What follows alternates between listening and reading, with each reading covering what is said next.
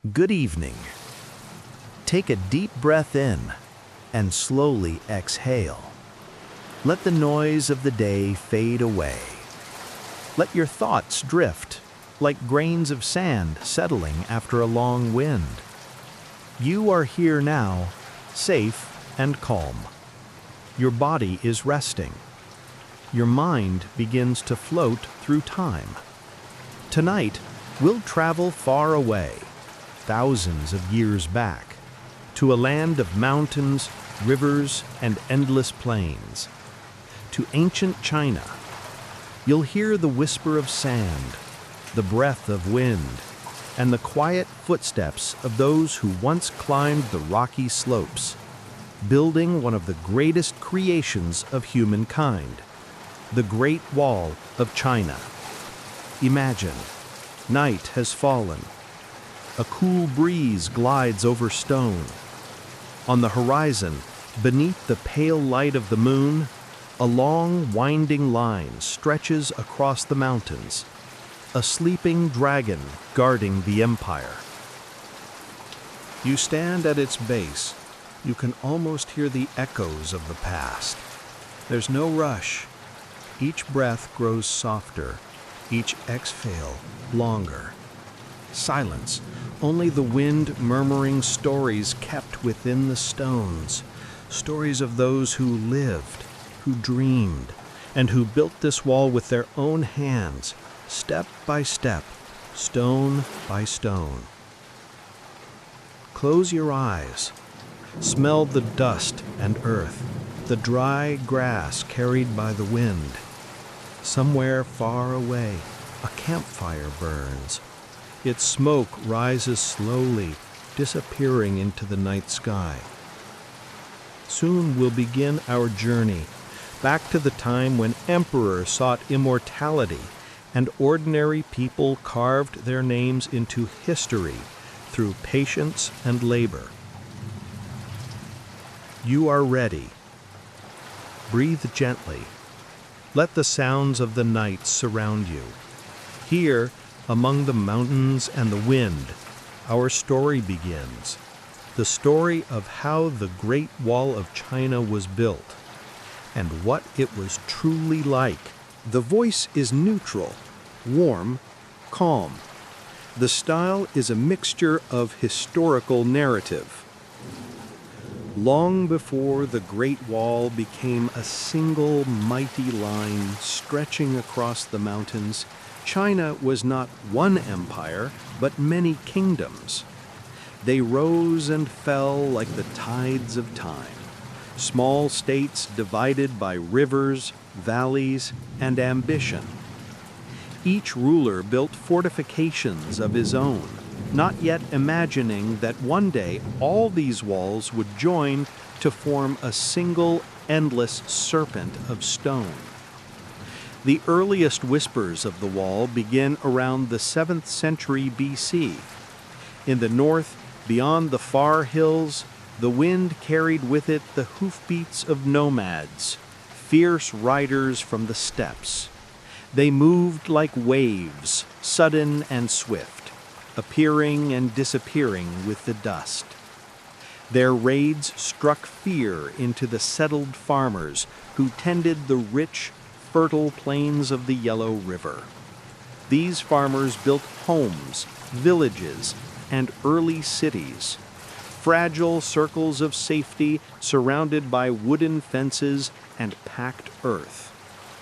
To protect themselves, the lords of each state began to build. At first, the walls were simple, layers of earth pressed between wooden boards, high enough to block horsemen, strong enough to mark a border. But as the generations passed, the walls grew bolder and more enduring.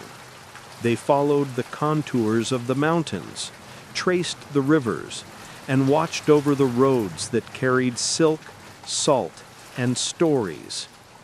Then came the age of Qin Shi Huang, the first emperor. It was he who dreamed of uniting the fractured lands beneath one rule. When his armies conquered the rival kingdoms in the 3rd century BC, He sought to bind not only the people, but the very soil itself. The walls of the old states were gathered, connected, and strengthened, turning scattered boundaries into one vast shield along the northern frontier. But why did the emperor need such a wall? To the north lay the Xiongnu, a confederation of nomadic tribes, warriors of the wind, who could travel farther and strike faster than any army of the south. They raided villages, burned out outposts, and vanished back into the grasslands before the imperial troops could answer. For the emperor, the wall was both a barrier and a symbol, a line between order and chaos, between the civilized world and the restless wilderness beyond. Yet the wall was never only about war. It was about control, the flow of people, trade, and ideas. Along its path rose fortresses, watchtowers, and gates where soldiers stood guard, but also where merchants and travelers passed, carrying spices, silk, and stories between distant worlds. The wall became a living border, breathing, shifting, aging with each dynasty that touched it. Centuries followed, and dynasties changed. The Han, the Sui, the Tang, each added, repaired, or abandoned parts of the wall as their fortunes rose and fell. In some places it was left to crumble, swallowed by sand and grass. In others it stood firm, guarding mountain passes wrapped in mist. It became less a single construction and more a collection of memories, each brick a chapter in the long, slow story of China's endurance. As the night grows quiet and the stars shimmer above its ridges, you can almost feel that endurance, the patience of those who built it, the vision of those who ordered it, and the endless wind that has touched its stones for over 2,000 years. The wall was born from fear, but it endured through faith. Faith in the idea that unity could outlast chaos, that something built by human hands could stand against the storms of time. As you breathe now, slowly and evenly, imagine standing before it. The stones stretch beyond sight, their edges softened by centuries of rain. The wind carries the distant cry of an eagle. You are standing where emperors once dreamed, where soldiers once waited, and where silence now keeps the memory of all who came before. And so the wall begins, not with power, but with purpose, with a wish to hold the world together, one stone at a time. That is the beginning of our story. But to truly understand its greatness, we must look closer at the hands that built it, the hearts that endured it, and the lives lived beneath its shadow. The Great Wall of China was not built by emperors alone. It was raised by hands, millions of them. Hands that belonged to farmers, soldiers, prisoners, and craftsmen. Hands that shaped the stones, packed the earth, lifted the weight of dreams that were not their own. When the emperor commanded the wall to rise, his decree traveled faster than the wind. Messengers rode across the provinces, carrying orders sealed in red. From villages and towns, men were called, sometimes willingly, more often not. They left behind their fields, their families, their homes of clay and straw. And as they walked toward the mountains, they became part of something far larger than any of them could imagine. The journey itself was long. Some walked for weeks across deserts and plains, through forests where the sunlight fell like dust. They carried little, a few tools, some rice, maybe a token from home. Many never returned. At dawn, the camps came alive. The sound of movement, quiet at first, the rustle of fabric, the crackle of a small fire, the faint hum of voices. Then the distant beat of drums, signaling the beginning of another day. The workers rose with the sun, their bodies sore, their faces roughened by wind and sand. They ate simple food, boiled grain, perhaps a little dried meat. Water was precious. By mid-morning, the heat was relentless. The mountains offered no shade, only stone and silence. Teams worked together, digging, hauling, tamping down layer after layer of earth. Others carved stones, shaping them to fit, aligning them like puzzle pieces into the great spine of the wall. The rhythm of their work was slow but steady. Lift, strike, breathe. Lift, strike, breathe. Overseers walked among them, shouting orders, their voices echoing off the cliffs. Sometimes soldiers stood watch to prevent escape, for this was not only a labor force, but a prison without walls. Yet even in such hardship, life found its small, stubborn moments of beauty. At night, after the fires were lit, men sat together, sharing quiet stories. Some spoke of home, of wives waiting by the river, of children they might never see again.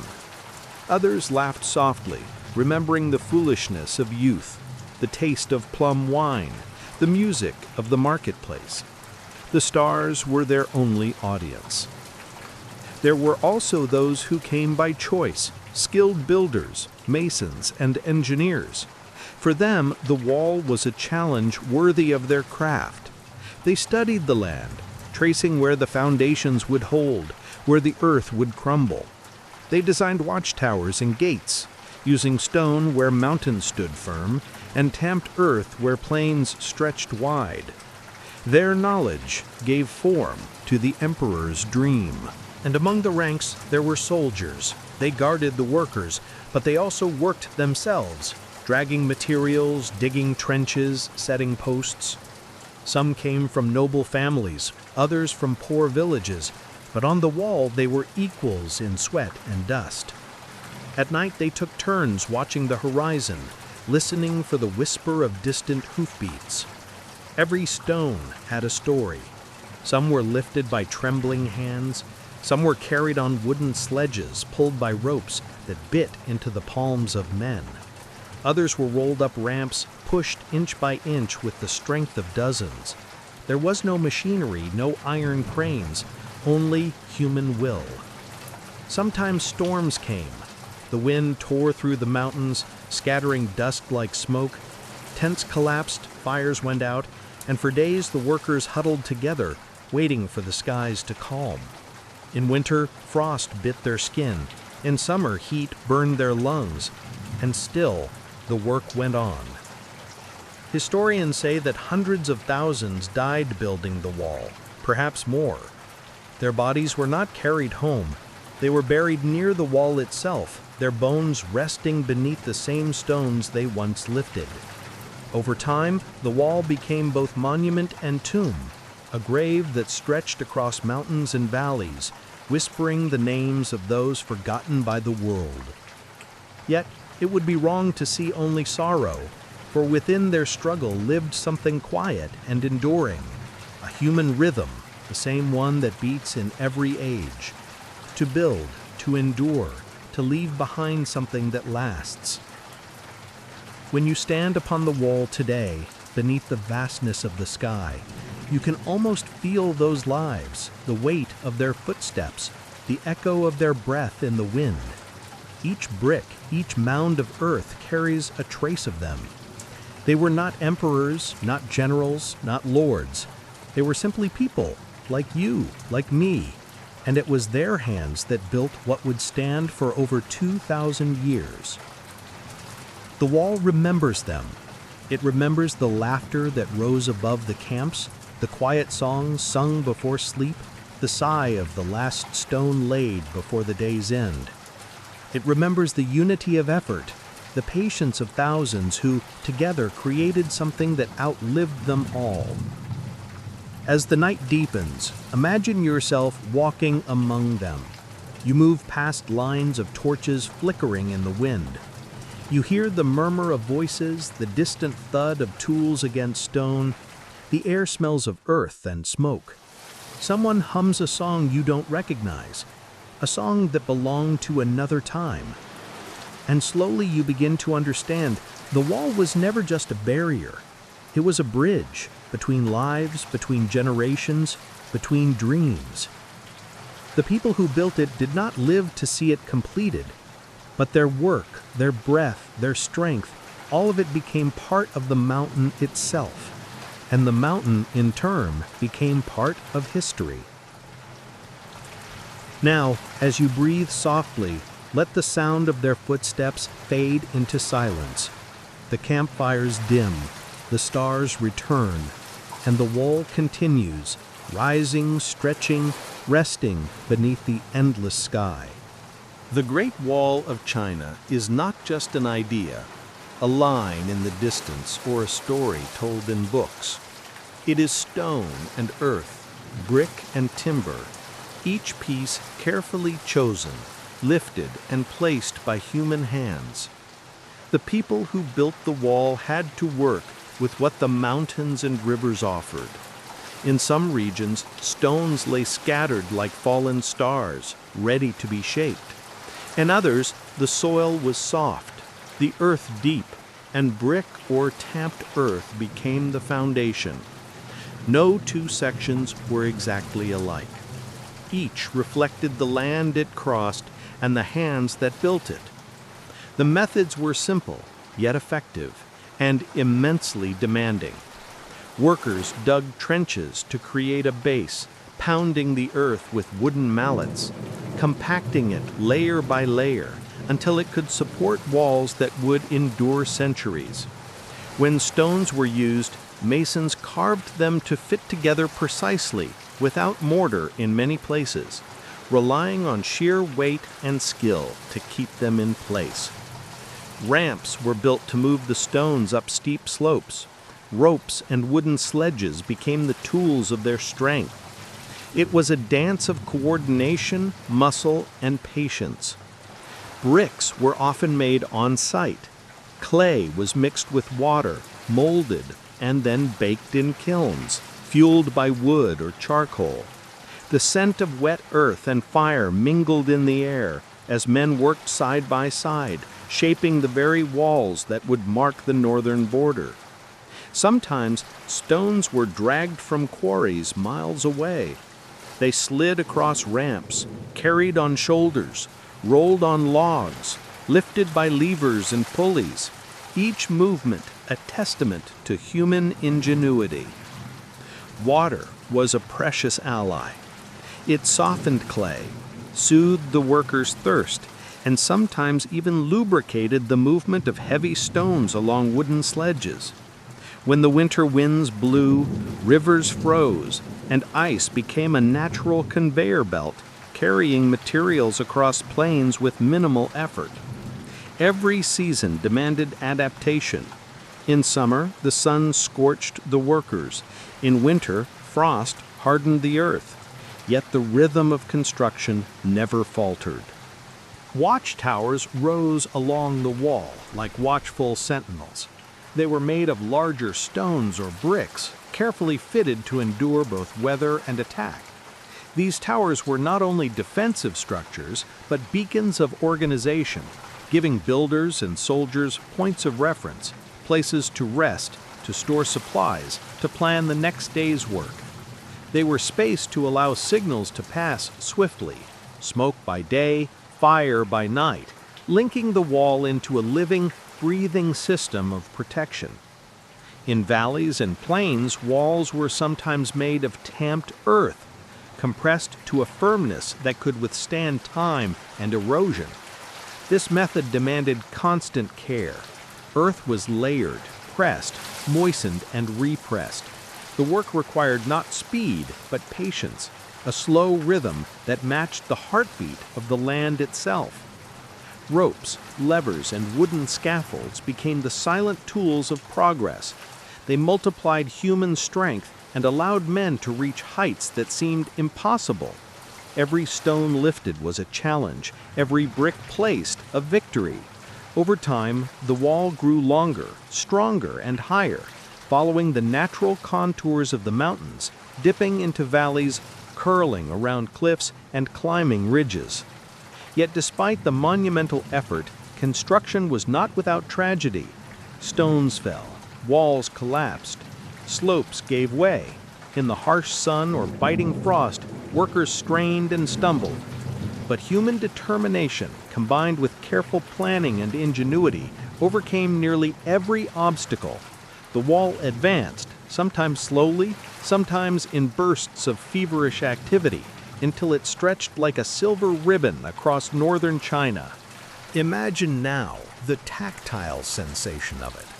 Rough stones under fingertips, packed earth firm beneath the feet, the smell of wet clay, dust and smoke from distant fires, the gentle vibration of hammers striking stone, the low thrum of pulleys lifting massive bricks.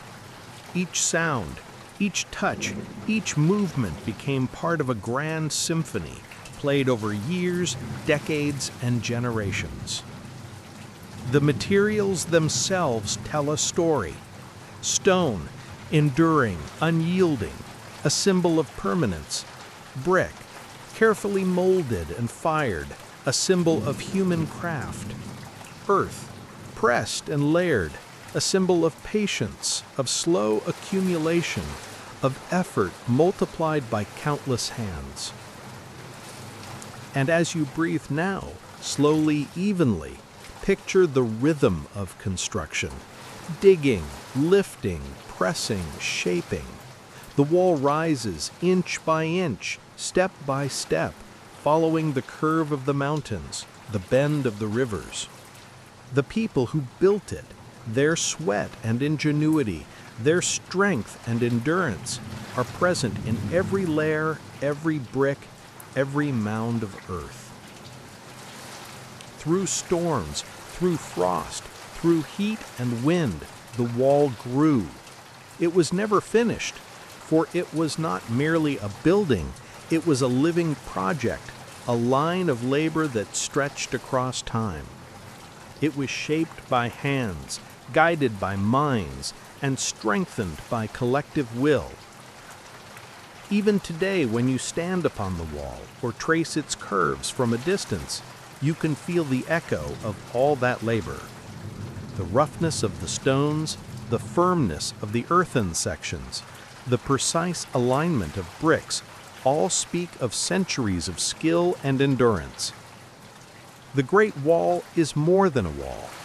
It is a monument to human persistence, a record of ingenuity, patience, and devotion.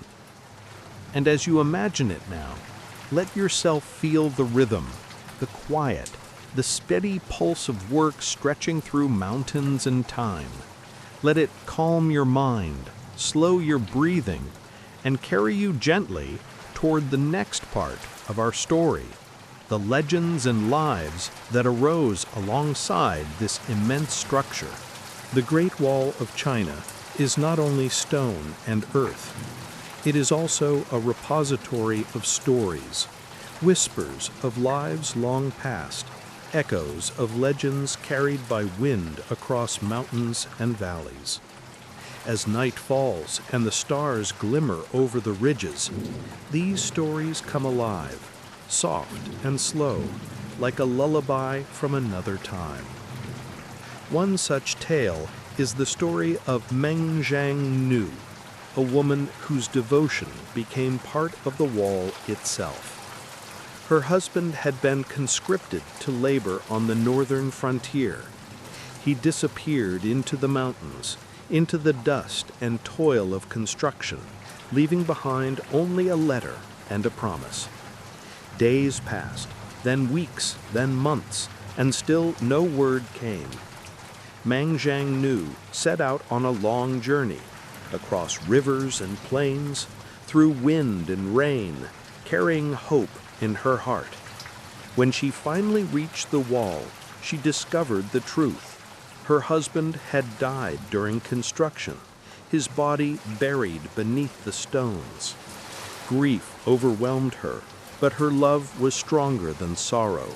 She wept, and her tears fell upon the stones, soaking the earth, dripping into the mortar. Legend says that the wall trembled and a section collapsed, revealing her husband's resting place.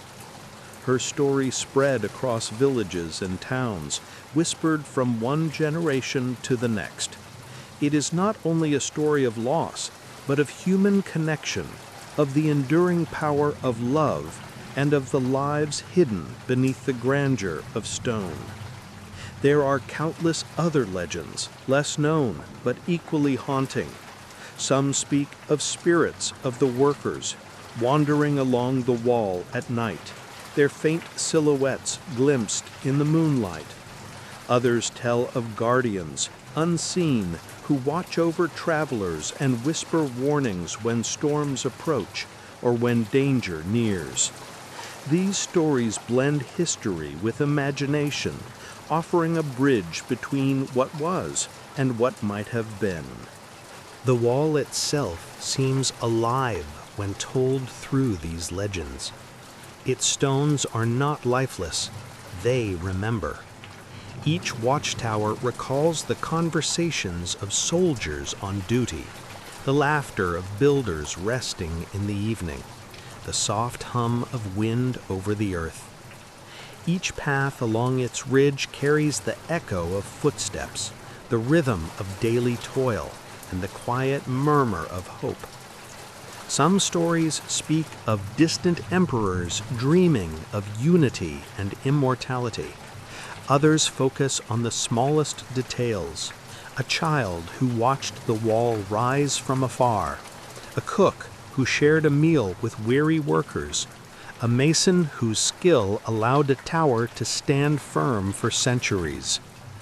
Every story adds depth, texture, and life to the wall. As you breathe slowly, imagine these legends unfolding around you.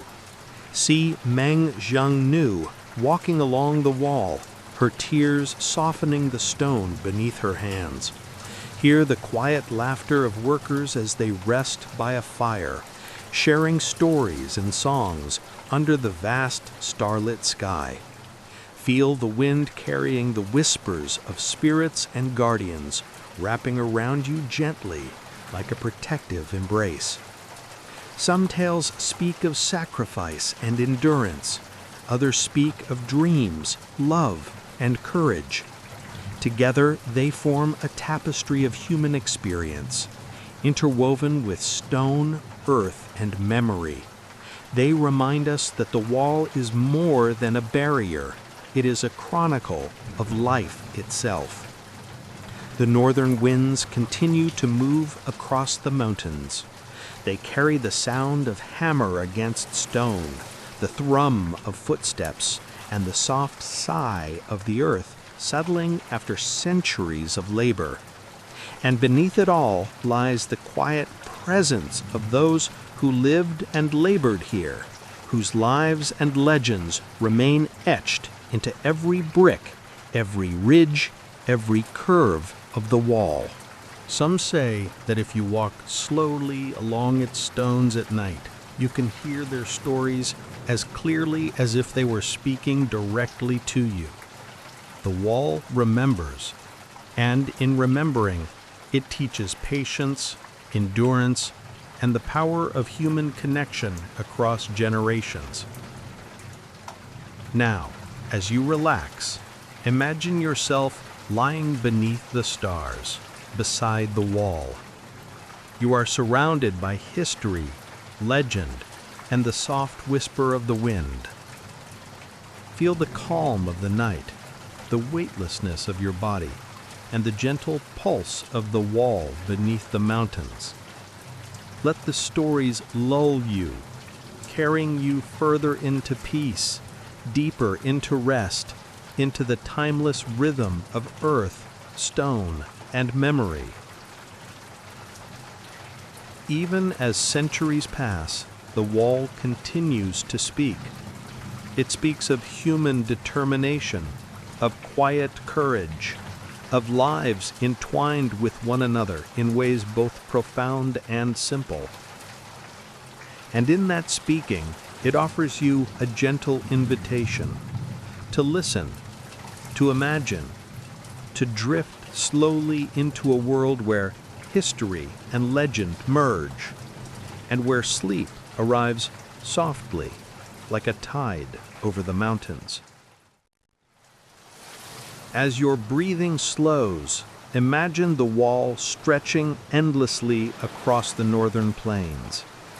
Feel the ancient stones under your fingertips, the wind brushing your hair, the quiet sense of awe and reverence that comes from standing at the intersection of time, labor, and legend. You are part of the story now, not as a builder or a soldier, but as a witness, a quiet observer of the human spirit that endures across centuries. The night is calm. The wall rises around you, endless and serene. The stars shimmer above like silent watchmen. And you, lying in this quiet space of imagination and history, feel yourself floating, weightless, safe, and ready for the final part of our journey.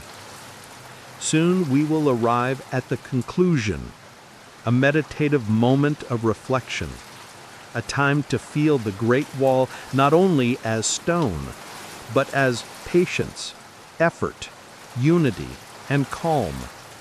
And as you drift toward that moment, let the legend settle around you like a soft blanket, guiding you gently into rest. Now, let yourself drift in the quiet of the mountains. The wall stretches endlessly before you, a gentle curve of stone and earth beneath the soft glow of moonlight. Breathe slowly. Feel the rhythm of your own body matching the timeless rhythm of the wall. Imagine walking along the ridge, each step soft, steady, unhurried. The stones beneath your feet are smooth from centuries of wind and weather. The night is calm. The air is cool, carrying the faint scent of grass, earth, and distant fires. Think of the countless hands that built this wall, the countless hearts that dreamed while lifting stones and shaping earth. Each effort, each moment of patience is still present in the wall today. It is a monument not only to labor and endurance, but to unity, perseverance, and the quiet power of human will. Look to the mountains beyond. Their silhouettes are softened by mist. The stars sparkle above, countless and steady, watching over the valleys and towers. The wind moves gently through the ridges, whispering through the watchtowers, rustling the leaves. It is a lullaby of time itself, calling you to rest. Feel the calm settle into your body. Your shoulders loosen, your hands rest softly at your sides. Your mind drifts like a cloud above the plains, moving slowly, freely, peacefully. The Great Wall is still with you. Its stones, its paths, its towers, a silent witness to centuries of history. It reminds you of patience. It reminds you of perseverance. It reminds you of the quiet strength found in steady effort, in calm persistence, in enduring faith. Let your thoughts fade, like the sun slipping behind distant mountains. Allow the wall to hold the stories, the history, and the whispers of those long past. You do not need to carry them, only to feel their presence, gentle and reassuring. As your breathing slows further, imagine the wind brushing softly across your skin, the stars above blinking slowly, quietly, and the wall stretching into the distance, serene and eternal. Now close your eyes completely. Let your body sink deeper into comfort. Every muscle relaxes. Every thought floats away. You are safe, calm, and at peace. The wall will continue its quiet vigil, and so will you, in rest, in dream, in gentle sleep. The mountains cradle you, the night embraces you. The stories of the wall, of love, labor, patience, and endurance settle around you like a soft blanket. Breathe once more, slowly and deeply. Exhale, letting go of the last tension. And now drift into the calm, the quiet, the timeless stillness of sleep, while the Great Wall of China watches over you, stretching endlessly through history, mountains, and dreams.